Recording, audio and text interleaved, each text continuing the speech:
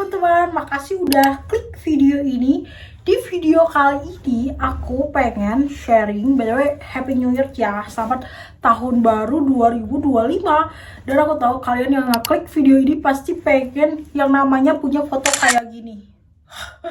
Jadi di video kali ini aku bakalan sharing 5 hal yang akan aku lakuin agar aku tuh bisa berhasil diet. Jadi 5 hal ini adalah 5 hal yang bisa banget bikin kamu tuh turun 15-20 kilo lebih. Dan ini beneran aku terapin selama aku berhasil diet. Dan ini bener-bener bukan aku contek dari Google atau bukan aku kayak lihat video orang lain terus aku plek-ketiplek kasih tahu di sini. Enggak, ini bener-bener kayak cara aku yang berhasil aku turunin aku sampai 23 kilo. Oke, kita lanjut ke poinnya.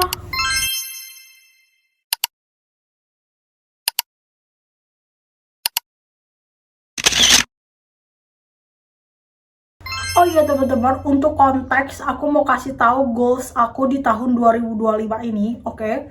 Jadi di tahun 2025 ini aku juga ini tuh kan 5 hal yang aku lakuin dan sekarang juga bakalan aku lakuin. Jadi aku tuh lagi pengen banget yang namanya turun ke 48 kilo dan aku tuh aku tuh bakalan sering banget sharing di YouTube aku tentang goals aku biar mencapai 48 kilo itu. Karena dulu aku pernah giginian, literally giginian, dan itu berhasil turunin aku sampai ke 52 kilo.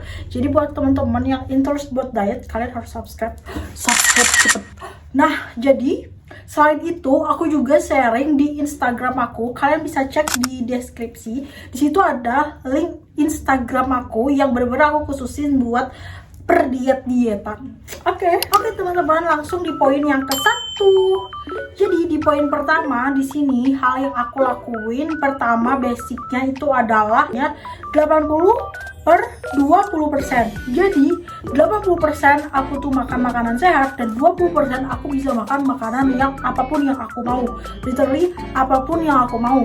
Jadi di poin pertama ini kalian harus tahu kalau aku tuh diet bener-bener makan apa aja yang aku pengen, tetapi aku tuh ngebatasinnya dengan rule 80/20. Jadi di sini dominasi, aku tuh harus bisa makan dominasi yang sehat-sehat, baru aku bisa makan yang nggak sehat, yang 20%-nya yang kuantitasnya itu kecil banget gitu. Jadi aku bisa makan apapun yang aku mau dan teman-teman juga bisa lakukan itu. Dan waktu aku berhasil turun juga ngelakuin hal itu. Jadi di sini yang paling penting nomor 1 adalah porsi kontrol. Kamu harus bisa menyeimbangkan makanan sehat 80% dan 20% kamu bisa makan apapun yang kamu mau.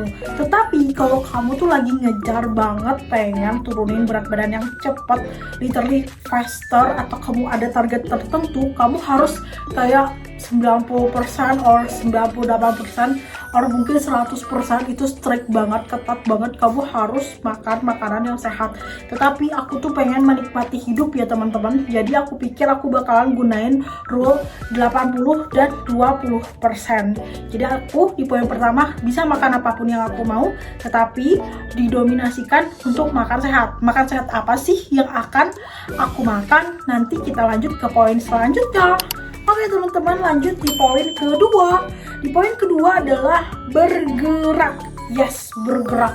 Di sini aku tidak menyarankan kalian harus olahraga karena jujur saya juga mager sekali yang namanya olahraga. Aku benar-benar mager banget guys olahraga. Jadi gak mungkin aku nyuruh orang lain olahraga sedangkan aku sendiri mager. Dan di sini aku lebih menekankan untuk kalian adalah bergerak. Oke. Kenapa sih Kak bergerak di poin yang kedua? Jadi menurut aku pola makan yang tadi yang di poin 1 itu nggak cukup ya teman-teman. Kamu juga harus yang namanya bergerak. Karena bergerak ini banyak banget manfaatnya. Kalau misalkan ya kamu kayak rebahan doang, itu tuh kayak kamu bakalan susah banget turun berat badannya. Kamu bakalan craving ini itu dan kamu tuh malah kepikiran makanan, apalagi kalau kamu cuma nge-scroll TikTok doang. Kalau misalnya kamu kerja, bergerak untuk kerja atau berpikir, itu mungkin masih bisa lah ya. Dan kamu harus tahu ya, for your information, kalau berpikir atau menggunakan otak kita itu juga bisa membakar kalori loh. Nah, jadi di sini kita harus yang namanya bergerak. Bergerak itu manfaatnya apa sih Kak? Gitu kan. Bergerak itu yang pertama, manfaatnya itu yang paling pertama adalah membakar kalori tubuh kamu. Kayak kamu cuma jalan kaki, kamu cuma ngepel, kamu cuma nyapu, kamu cuma ngebersihin kamar kamu, itu juga bisa membakar kalori teman-teman. Jadi di sini aku saranin untuk banyakin aktivitas bergerak. Selain itu, selain membakar kalori, kamu juga bakalan lupa buat makan. Percaya sama aku, dulu aku waktu awal-awal banget kuliah, aku tuh tidak diet teman-teman. Awalnya aku tidak diet, tetapi karena aku tuh banyak sekali bergerak, aku banyak kesana kesini buat dulu tuh buat COD-an karena aku tuh jualan waktu kuliah. Nah, karena aku tuh banyak banget pergerakan kesana kesini, jadinya aku tuh entah kenapa badan tuh kayak kecil dengan sendirinya, padahal aku nggak diet-dietan gitu. Kenapa bisa kayak gitu? Karena yang pertama, aku lupa makan. Entah kenapa kalau misalkan aku banyak aktivitas, aku banyak bergerak, itu aku lupa makan, dan aku tuh bahkan nggak inget sama ngemil, nggak inget sama, bayangin aja makan berat aja aku lupa, apalagi ngemil gitu. Jadi itu yang pertama adalah bikin kita terdistraksi akan makanan kalau misalkan kita banyak bergerakan atau aktivitas. Yang kedua adalah kamu bakalan nggak craving jajanan. Jadi aku ngerasa banget waktu aku tuh kayak masih rebahan gak guna, aku ngerasa banget kayak aku tuh craving banget ini itu, aku pengen jajan A, jajan B, apalagi kalau misalkan lagi scroll rebahan yang lagi scroll TikTok, itu aku ngerasa banget kayak aku craving pengen ini itu, apalagi makanan manis gitu ya. Dan makanan manis ini bener-bener kayak bikin berat badan aku tuh gampang banget naik. Bayangin aku kayak kalau misalkan dulu aku waktu 2021 aku jarang banget bergerak, aku sering banget rebahan, dan rebahannya itu adalah sambil nge-scroll TikTok, nge-scroll sosmed. Tahu nggak apa yang terjadi? Aku pengen jajan ini, aku pengen jajan itu, aku pengen makan ini, pengen makan itu, dan endingnya apa?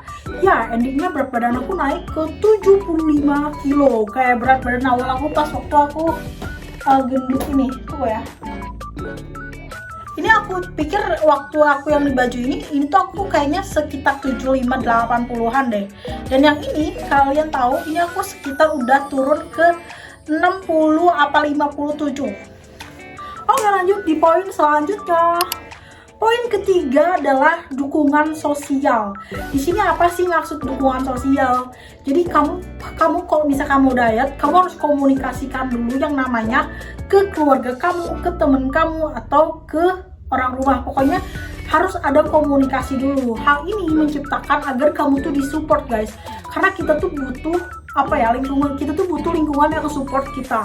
Nah, kalau misalkan kita kan nggak bisa kontrol mereka ya, kayak misalkan adik kamu kayak makan enak-enak dan kamu lagi diet, kita kan nggak bisa kayak kamu tuh harus makan yang sehat, kamu tuh lagi diet kan, kita nggak bisa kayak gitu ya teman-teman. Jadi selain itu, dukungan sosial yang aku coba effortkan, coba usahakan itu adalah aku join grup-grup Facebook tentang diet-dietan, atau tentang menu diet, atau tentang pedoman diet, atau tentang orang-orang yang nge-share makanan mereka di grup-grup Facebook. Itu termasuk dukungan sosial yang bisa memotivasi kamu dan bisa bikin kamu tuh inget kalau kamu tuh lagi diet gitu.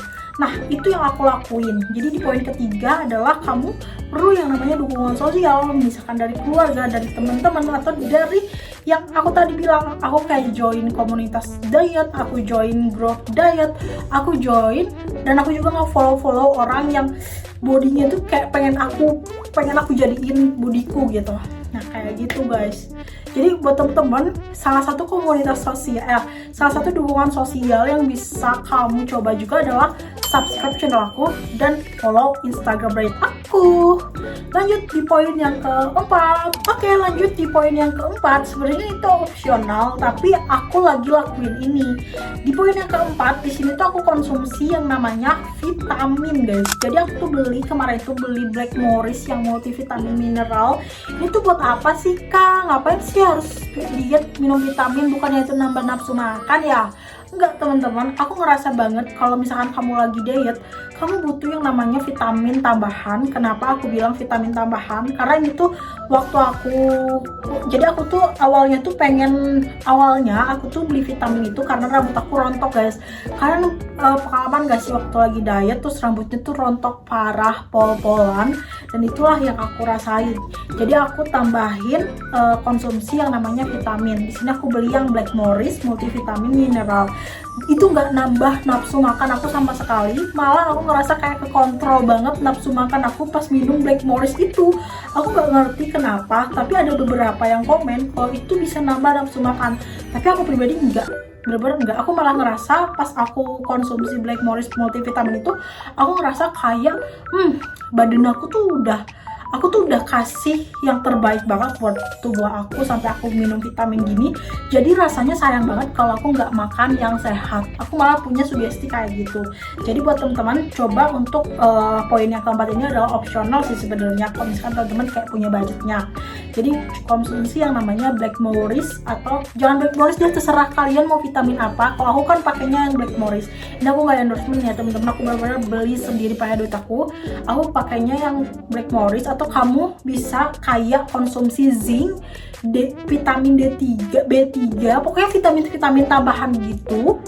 Soalnya aku tuh lupa inget guys, karena itu aku disaranin sama temen aku juga gitu. Oke, lanjut di poin yang kelima. Oke teman-teman, di poin yang kelima ini tuh adalah jantung dari perdietan aku biar berhasil. Jadi kayak kita agak flashback dulu ya di poin-poin sebelumnya. Poin 1 tuh kan aku tuh kayak ngasih tahu 80-20 rules. Yang poin kedua bergerak. Poin ketiga adalah dukungan sosial. Poin keempat adalah konsumsi yang namanya vitamin tambahan. Poin kelima ini adalah jantung dari keberhasilan diet kamu, yaitu meal plan atau mengatur pola makan gizi yang seimbang dan yang cocok buat diet kamu gitu. Yang cocok buat diet kamu tuh cepet berhasil. Di sini aku udah sering banget ngomong kayak mulut aku tuh kayak udah berbusa parah gitu ya. Jadi aku tuh sangat yang namanya mendominasikan protein, khususnya protein hewani dan juga karbohidrat yang kompleks gitu. Jadi aku nge-cut yang namanya karbo simplex, tapi aku masih konsumsi ya, karena pedoman aku tadi aku bilang adalah di rule 80/20. Nah, tapi aku lebih mengutamakan yang namanya karbohidrat kompleks, dan yang paling utama banget kayak rajanya banget gitu di pola makan aku adalah protein hewani. Nah, protein itu sendiri ada yang nabati, ada yang hewani. Kenapa sih kamu pilih yang hewani? Karena yang pertama, yang hewani itu rendah banget karbonya, dan aku tuh dulu tuh mantan diet DEBM, jadi aku berhasil banget. Yang di foto aku yang ini aku berhasil banget karena aku tuh nerapin makan makanan yang tinggi akan protein hewani dibandingkan karbohidrat. Dan itu tuh bener-bener bikin tubuh kamu tuh lebih cepat memecah lemak atau membakar lemak atau menghilangkan lemak dibandingkan kamu masih konsumsi makanan yang tinggi karbo, apalagi karbonya tuh kayak karbo simplex yang tinggi akan gula itu,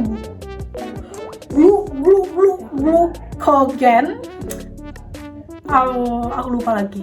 Pokoknya kamu tuh harus, kalau aku pribadi ya, berdasarkan pengalaman aku banget, aku bener-bener lebih makan tinggi protein hewani. Misalkan aku tuh udah lumayan yang namanya tidak konsumsi gula pasir, walaupun masih ada dikit-dikit, tapi dominasi aku tuh udah jarang banget pakai yang namanya gula pasir di masak aku.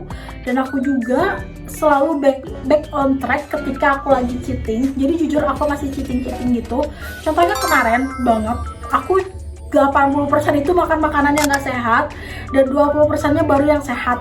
Tapi nggak apa-apa gitu, besoknya kita revisi lagi gitu.